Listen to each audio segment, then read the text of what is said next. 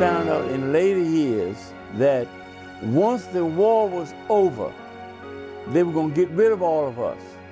Going to bring the Marine Corps back like it was lily white. They didn't need us anymore.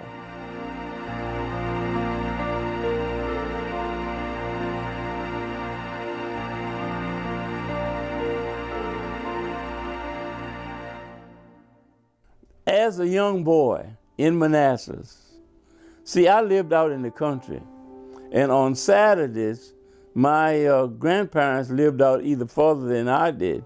They would either come by on Saturday evening to pick us up, my brother, was only two of us, and take us into Manassas, which was a big thing as a boy then to go into Manassas, to get that 5-cent cone of ice cream and that little box of Cracker Jacks.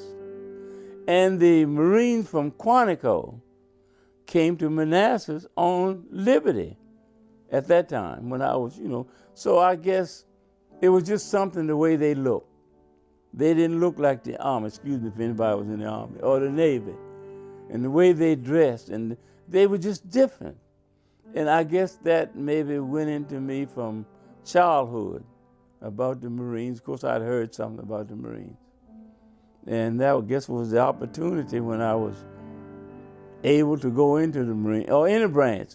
Because at that time, they were cleaning Manassas.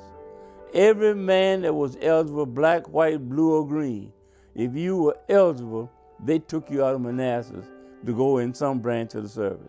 It was 3 of us that volunteered for the Marine Corps out of high school. And this was in March. We went to Richmond. We took a physical. And everybody that passed the physical, they were sending so many to the Army, so many to the Navy, so many to the Army Air Corps. It wasn't Air Force then. It was Army Air Corps.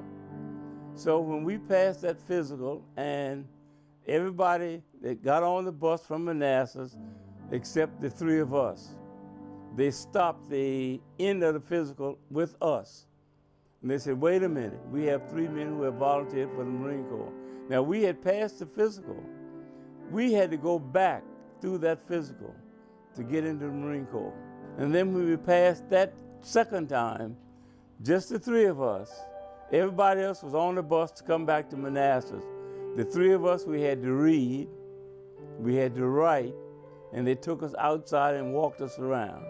And after that, they took the 3 of us to Broad Street in Richmond to be sworn in. I guess it was a recruiting depot, recruits. They swore us in. Now, this was in March, but they said, now you have March, April, and May to graduate. We're not going to let you go into the Marine Corps till you graduate. The Marine Corps has 2 recruit depots. As you said, one in Paris Island, one in San Diego, California. If I could walk out of my door like this, and Paris Island was right there, or San Diego was right there, you had to come all the way, wherever you lived in the United States, you had to come to Montford Point. And they stopped us at the gate. And so the MPs said the N-word, get off the bus. So we got off the bus and we lined up. And they said, all you N-word, empty your pockets, because we have knives here for you. You won't need your knife. And this MP walked up to me as a young man from high school. I had a hat on like youngsters do. And this MP reached up and grabbed my hat. And he put it on the ground and said, you so-and-so, you won't need this hat anymore. Now, Montford Point was rigged up for us at prefabricated huts. We didn't have barracks, and those prefabricated huts were something that was handed down from the CC camp. And these prefabricated huts, if it rained outside, it rained on us inside. And where they had this camp fixed up was swamps, snakes, rats, and the whole bit. That was us. Sand, that was us. And of course, we had white drill instructors at that time because we were just getting started. The Montford point was just something. In other words, we found out later that it was temporarily. It wasn't something for permanent. It was temporarily. And the next morning, when we got up, they put us in a room, which was maybe about 15 of us, I guess. And they said, we're going to read something to you. So the guy would read a line, punishable by death. He would read a line, punishable by death. So we started looking at each other and said, hell, ain't nothing you can do in here. They ain't punishable by death. So we found that wasn't true. They did some things to us that normally wouldn't be. By being right by the swamps, I'll just give you some of the things. By being by the swamps, dusk dark, by being in the summertime, see, with a lot of mosquitoes, they would take us right by the swamps, dusk dark, and mosquitoes, you could almost grab them. And they would make us stand at attention. You couldn't move. The only thing you could do was twitch your nose or your face. And the DI, his famous word, did you eat, sound off like you crazy? Yes, sir. Let those so-and-so mosquitoes eat. That was their famous thing. That so the mosquitoes could do what they want. But, trick, you can't smack a mosquito. Once you got in the jungle, that sound went a long ways. But see, we didn't know that. But that was part of the training, although it might have been brutal at that time. You couldn't afford that sound to go in the jungle. And any of you know what a footlocker is? You put your clothes in a footlocker. That footlocker weighs better than 50 pounds or better. Do you ever know what a duck walk is? You get down on your crotches like a duck, and that footlocker up over your head, and you walk until the DI got tired, not you, until he got tired. And there were some brutal things like young men that came in there that never shaved. I mean, they might have a little fuzz on their face, but you got to shave. And the DI would give you maybe a day or two. Not me, because I was already shaving, but some of the guys didn't shave. And he said, tomorrow when you fall out, I want that fuzz off your face. Well, you know, some of them are stubborn. They didn't believe it. You come out there, and when the DI inspects you every day, he said, oh, you got that fuzz. He reach and get your bayonet and scrape that fuzz off your face. Did you hear what I said? Scrape that fuzz off your face and reach down and get a handful of sand and rub it on your face. Say, from now on, I want you to shave. The white Marines who were out of boot camp, you know, around our camp, and they said, we went through boot camp. Some went through Paris Island, maybe some went through California. They said, we don't know how you did it.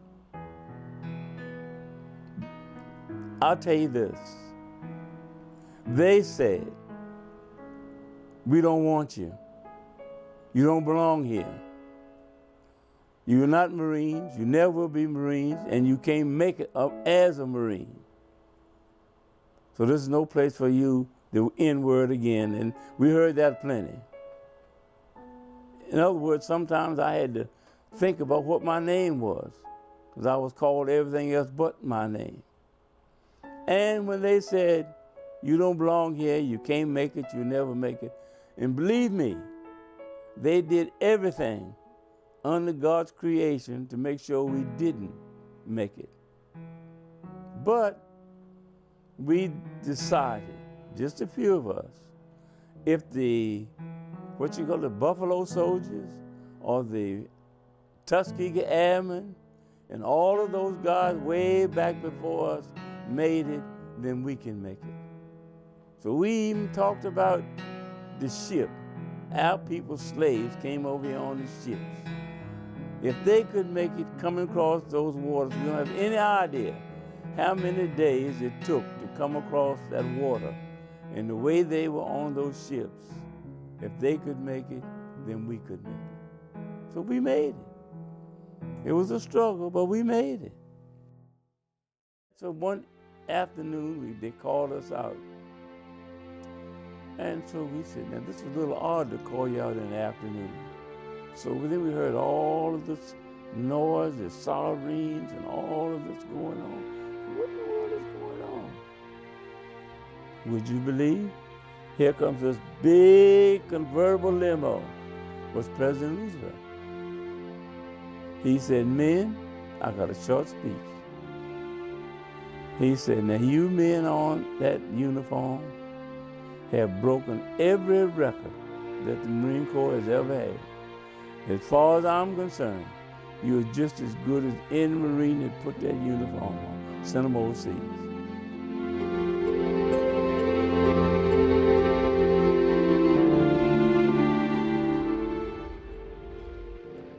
My first was on a little island called Bonica. That's where we were going from Ireland to Ireland to Ireland, on our way to Japan. But we didn't have anything to take us on the beach. You had to walk, wade in the water. And it was sad that sometimes your buddies, you just had to push them aside. Just slaughter God, just going, but we had to do the same thing. We were on our way to Iwo Jima. But they secured Iwo Jima before we got, so we went to Okinawa. And that's when we were on Okinawa when they dropped their bombs. And they were secured, that's when the war ended.